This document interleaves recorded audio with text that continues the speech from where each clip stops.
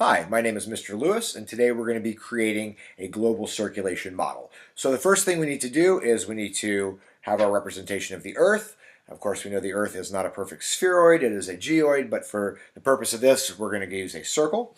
The first thing I need to do is put in my equator, separating the northern and the southern hemisphere, and I'll put my North Pole at the top and my South Pole down there at the bottom where it goes, and now we can start.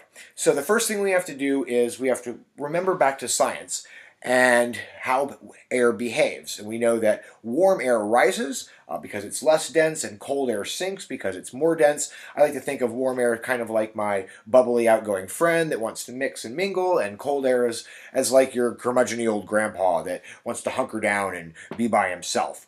So knowing that here along the equator we have the most insolation, the most energy from the sun being received at the Earth because of that direct angle of the sun. And where we have all of that energy, we're going to have heating. And where we have heating of air, we have lifting of air. And lifting, put an L for low pressure.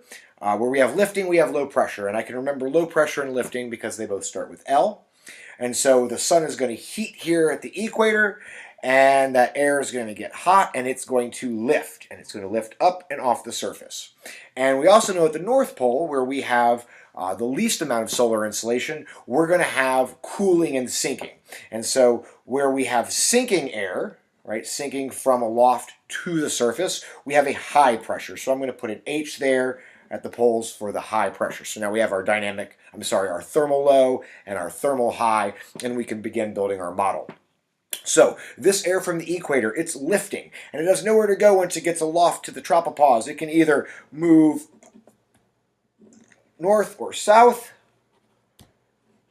and it's going to reach about the 30-degree north or south latitude line before it cools and it begins to sink.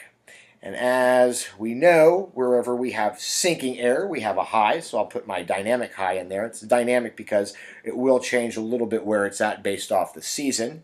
And we have that air pushing down that high pressure. It hits the surface of the Earth. It has nowhere to go except either north or south. If it moves south towards this low, it's going to get vacuumed back up into this up aloft. And if it spreads out this way, we'll find out what happens to it in just a moment. Now, that high pressure that's pushing down with that cold, dense air, it hits the surface. It has nowhere to go except south in the northern hemisphere, and so it's going to spread out and south this way. As it warms, it is going to heat up a little bit, and we're going to have lifting once again. And so that happens right around the 60-degree mark, north and south, where we have another low pressure, another dynamic low, and lifting. So that air from the North Pole or the South Pole, it cools, it's cold, it sinks, it moves, it warms, and it lifts. And once it lifts, just like with the low down here, it can either move this way or it can move this way. If it moves this way, it gets sucked back down in this high pressure. If it moves up here, the same thing happens. And so we end up with this nice global circulation pattern of lifting air that rises and sinks. And we have that repeated down here as well. That high pressure pushes that air out. High pressure from the South Pole, it moves in this direction. And it gets vacuumed up by that low, and it moves aloft.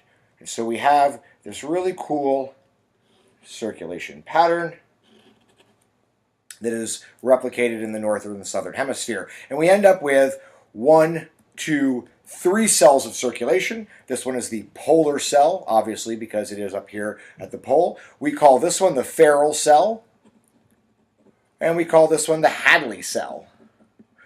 And like I said, depending on the seasons, where you get that direct solar insolation, sometimes in the summer in the northern hemisphere, that solar insolation is up here, and so that Hadley cell gets squeezed.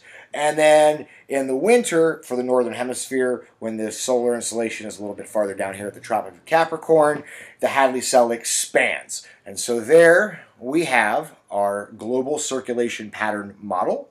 And when we meet next time, we're going to go ahead and put in the effects of the Coriolis effect and we're going to see which direction these winds move within these cells. Thank you.